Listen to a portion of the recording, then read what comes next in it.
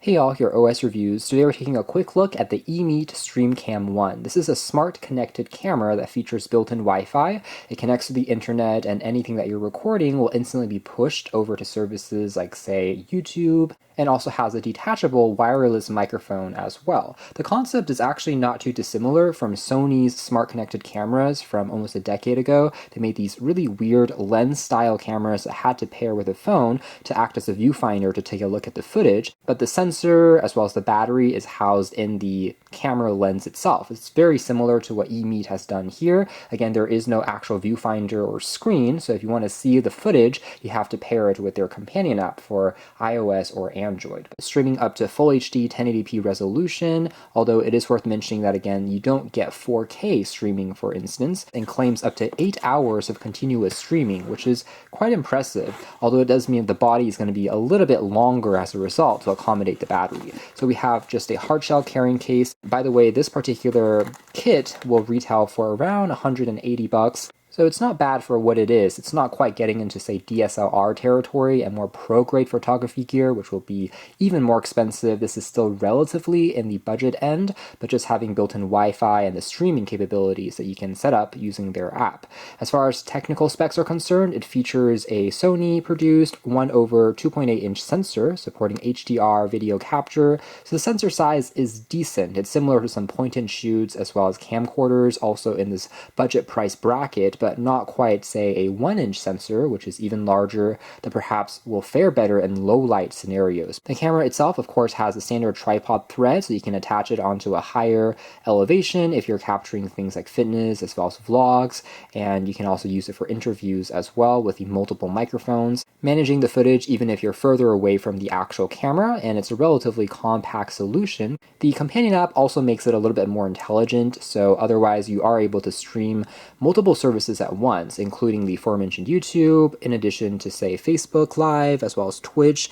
One thing that you won't get on this model, though, would be any optical zoom capabilities. So if you are trying to really go all the way into, say, a landscape shot or a building, it's not going to be the forte here. It's still primarily oriented at vlogs, which are pointing at you. Some other services compatible with this camera via their app include Teams as well as Hangouts, so you can use it still as a higher quality webcam of sorts. Specs here include frame rate recording 30 FPS in the typical streaming mode. You can also record content onto the camera directly as local storage via a micro SD card, storing up to 256 gigabytes of content.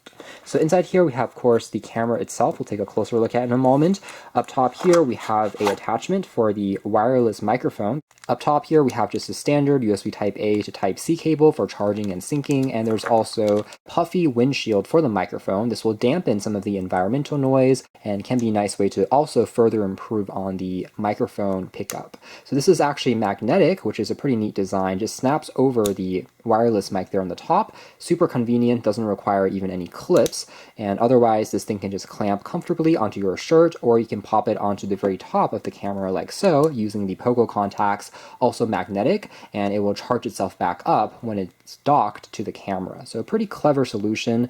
The design here for the clip is thus made out of metal, although the body of the mic is made out of polycarbonate plastic. The simple power key is located on the edge. Styling of the camera hardware actually looks quite good for this budget price range. The lens is protected by this layer of glass, and we have access on the bottom here to additional microphones for some further noise reduction, picking up sound closer to the camera itself. Body is also constructed out of polycarbonate plastic, but feels reasonably sturdy and well put together. The back here features a Type-C port for charging, micro SD for storing files locally if you're not streaming or you want to preserve a backup copy, since there is no built-in memory by default on the camera. Also, there's an auxiliary 3.5mm plug if you want a further extension microphone. There's also a power key on the very top. Bottom here just features the standard tripod mount, but otherwise it stays still on a flat surface because of the soft touch texture.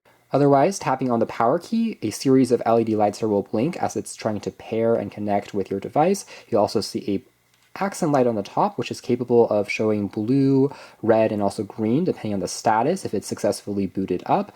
Once it's all set up, you'll see that the LEDs stop blinking and then act as a power indication. usually taking just about 10 to 15 seconds to initialize. Moving over to the companion app, for the very first time you do have to turn on Bluetooth and also location services so that it can find the nearby camera. Afterwards, you can enter your Wi-Fi password if you're always using it within the same, say, house or room, so it will remain connected to the internet. It can push out the content to streaming sites automatically. Or the second option is to use the camera as a hotspot. So basically your phone will then connect to the camera by Wi-Fi.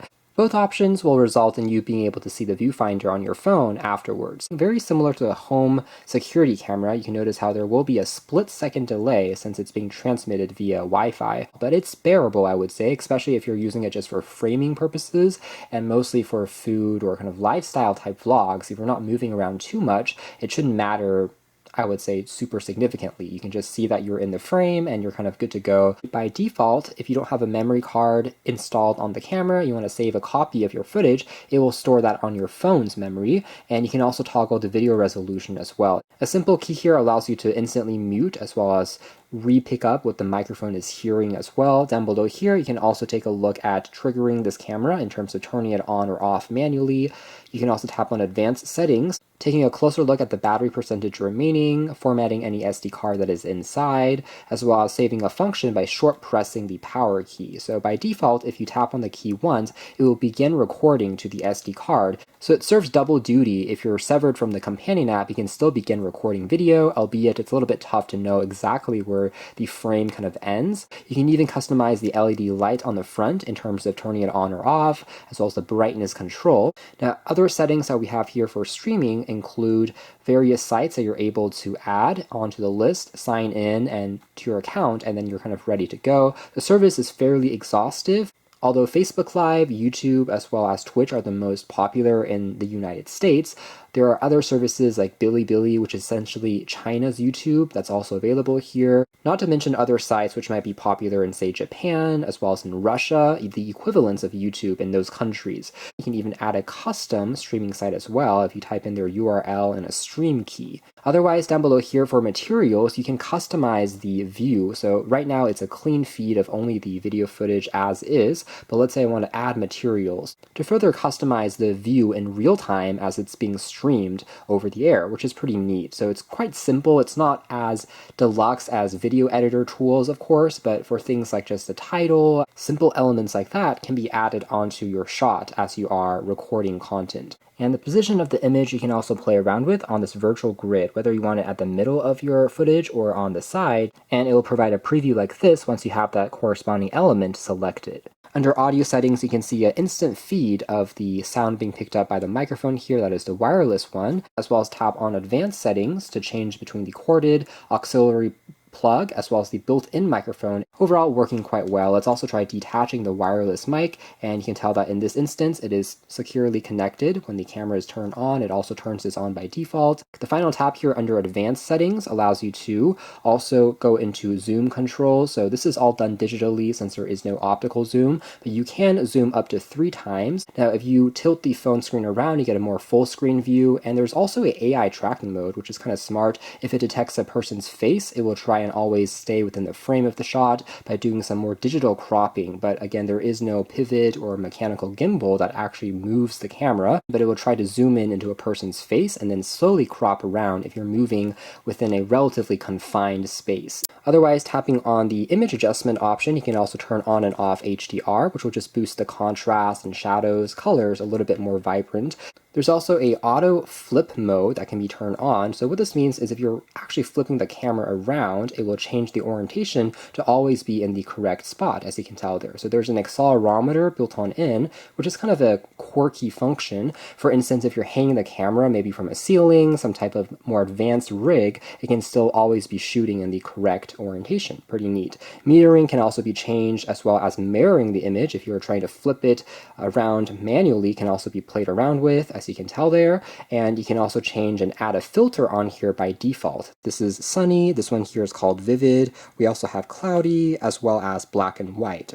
Arguably, this one here is the most big difference compared to the original image, which by default I think already looks pretty decent when it comes to colors are being accurate enough as long as you have decent lighting. You can also tap on a Pro mode though to further adjust properties like the luminosity of the image, making it brighter and dimmer manually, contrast, hue, saturation, sharpness, backlight contrast, and even the auto white balance properties. But you do have to be a little bit more competent in fiddling around with these controls, otherwise the image may look a little bit strange. So in most cases, I think the auto mode is more than good enough, and it tends to do a satisfactory job with the built-in software algorithms. So some things just to quickly keep in mind though would be this camera is obviously lacking, say, a flash. There is no LED or xenon flash. In general, I would say it's actually quite good for what it is. However, it is a fixed focus lens, meaning if you have something that is positioned super close to the camera, it won't necessarily be pin sharp. As you can tell, you have to be at least a couple of inches away from the lens,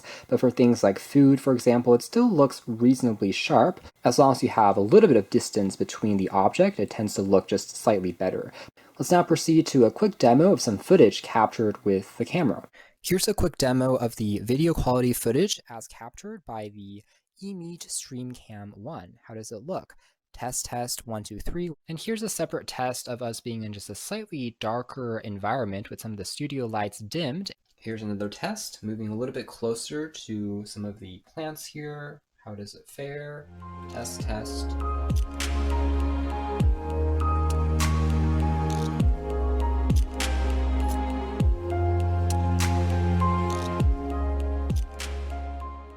So takeaway being that the overall performance is certainly not shabby, and again, you are able to control the zoom level as well using this full screen view. I would say the quality is actually on par to that of slightly higher end smartphones. With that being said, some things that are missing on here would be, say, a built-in beauty filter. So if you want to hide perhaps some skin imperfections, well, that's not going to be really available on here, unlike some other maybe video editing tools. So that is more or less it as far as our quick hands-on review of the EMEET StreamCam 1, dedicated camcorder with internet capabilities and a high-quality microphone that sounds super clean for things like vlogs as well as interviews, all in a pretty clever hardware package, which is easy to carry around and super simple to use, set up via the companion app. So it's a pretty good combination of camera, microphone, and software for a first generation attempt. Again, don't expect this to be a rival to a true action camera that maybe has better stabilization. It doesn't have, again, optical zoom if you're trying to capture landscape shots, but if your main subject is a few feet away from the camera for things, again, like vlogging, this can be a pretty fun and versatile camera to carry with you when on the road. Definitely an interesting product here and quite experimental again for EMEET. You can check out more details if interested in the links down below, but for now that's been our video. Thanks for watching here at OS Reviews. That's been the EMEET StreamCam 1.